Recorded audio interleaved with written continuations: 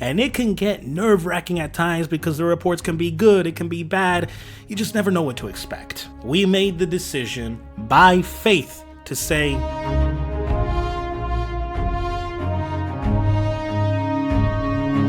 I never expected my life to change forever at 21 years old. We had just returned from the International Pathfinder Camporee in Gillette, Wyoming, which that was a different type of experience. That'll be safe for a different type of video. But we come back home, and knowing that that Friday was Dad's aortic aneurysm surgery. When you come back home from a long travel, you usually feel like super excited, but this time I kind of felt a little worried and nervous. The night before the surgery, aunts, uncles, and cousins came by to the house so they could let us know that, hey, we're here to support you during this time because it will be a big burden on my mother and I if we had to deal with it alone. So I was in a meeting, but the family, they just started singing some hymns and songs right then and there, and I returned up at the moment that they are praying. So I stopped what I was doing, we joined the prayer, and then at the end, we all just hug each other, especially my dad and my mom and I. We gave that big hug. The morning of the surgery was a tough one because we woke up like around 3:30, 4 in the morning,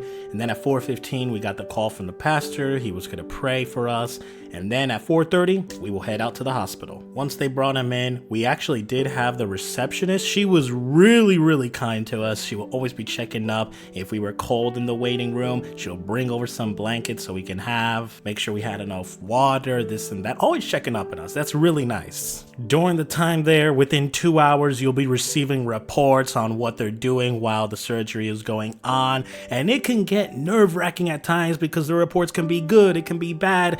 You just never know what to expect. So the first few days after the surgery, visits were made mainly by my mother and some other family members. She did not want me to walk in the room where my dad was so I don't feel like traumatized and regret seeing all that. The hard feeling of your family member with a bunch of machines around them. Eventually, I had the guts one day to walk into the room and even speak to my dad, even though he was apparently asleep. That's what they say, but I feel like you have that sense that, oh, the patient still hears what the people are saying. So Dad was slowly recovering, and that's always a good sign for every family, but then here came the complications such as an infection, pneumonia, and even circulation problems, and even a stroke. It was a massive stroke that he had. The night before, life took a whole turnaround. My mom was really strong, and that's what we gotta admire from her. She had the strength to tell him, honey, you can rest because he's been through a lot. I eventually told him my plans of studies, like I'm gonna finish criminal justice in college, and then, by God's grace, we're going to head into the studies for pastoral ministry. The cardiologist eventually on August 27th came to us, started talking to us, blah, blah, this and that. He asked if his heart were to stop, would you guys want us to set a DNR or would you like us to perform CPR? We made the decision by faith to say, do not resuscitate.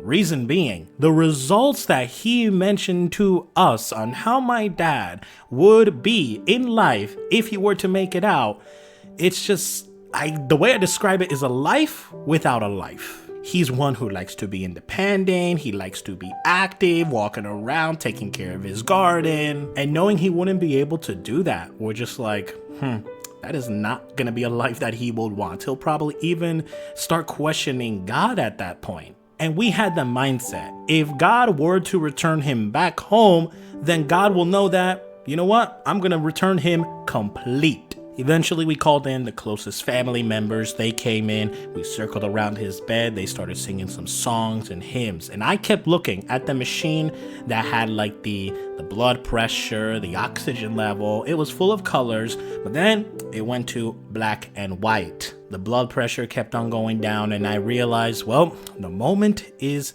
coming when life is about to change. And when that moment did, I saw how my mom was really crying and a bunch of other people, and I was at peace. Honestly, I was at peace, so I decided to go up to my mother. I wrapped my arm around her. We both ensured that my dad's eyes were closed, and then I got my right hand, I placed it on my dad's forehead, and right then and there, I just started praying out loud with a bunch of peace, a bunch of tranquility. I still remember that to this day, how God, in front of a mourning family, he gave me the peace to hold that final prayer. We asked for tranquility for the family so they could feel at peace and more calm, but also remind us that we have an appointment that was scheduled by God. We still don't know the exact day yet. Only he knows, and that is when Jesus returns, we're gonna see my dad again. And I like to describe that as victory. We have gained a soul for Jesus Christ. We all exited the room, and honestly, I had to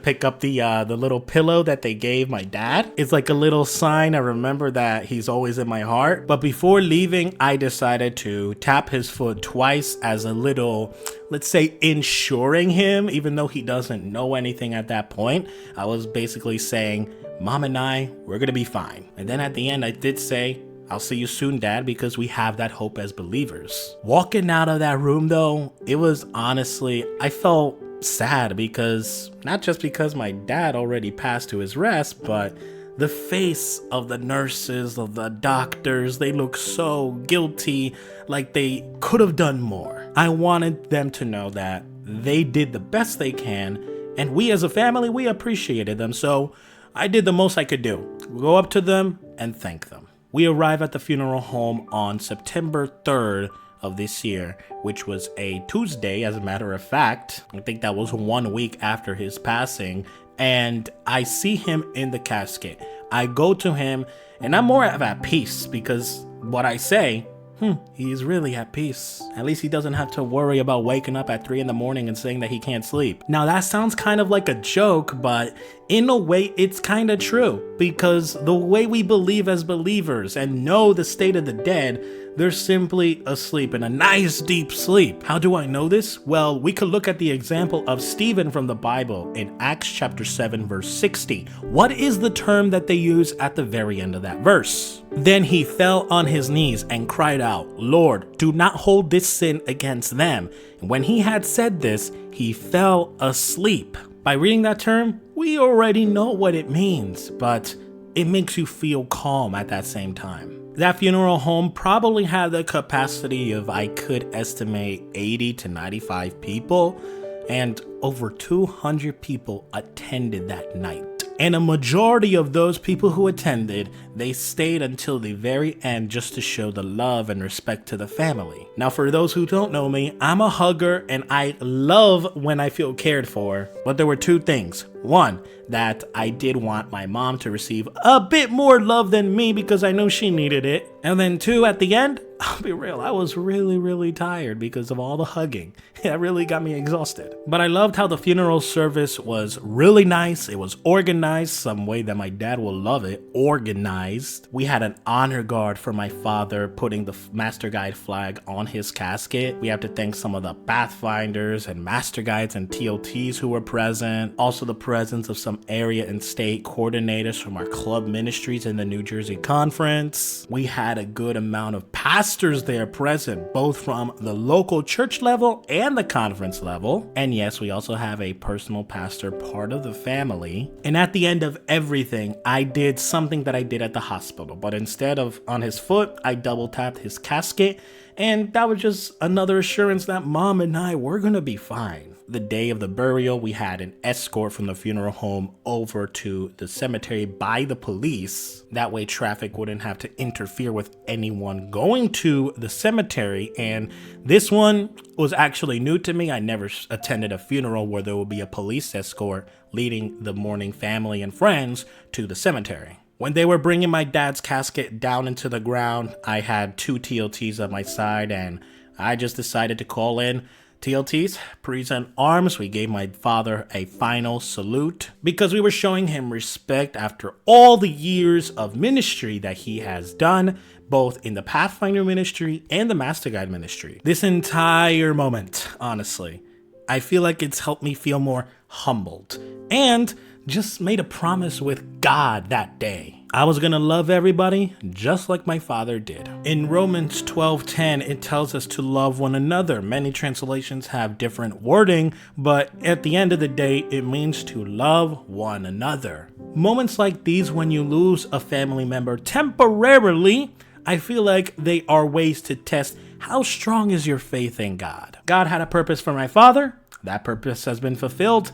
And now he has been given the gift to finally rest from all the hardships in life. He is sleeping until Jesus returns. And honestly, when he wakes up, you can't lie, that is going to be the best way for someone to wake up from a sleep. This entire new journey in this new life, you could say, it has touched me, making me want to return to the online ministry. And I'm here right now. This is also the beginning of my road to hopefully, by God's grace, become a pastor in the Adventist church. I felt the calling 1.5 years ago, but I felt it even more when my dad was in the hospital and the family was going through this trial. And yep, this is how my life has changed at age 21. Turning 22 in 4 days at the time I am posting this video. Let me leave you all with a final verse of hope. May the God of hope fill you with all joy and peace as you trust him, so that you may overflow with hope by the power of the Holy Spirit. And when we have hope in our hearts, we can surely be driven by the light.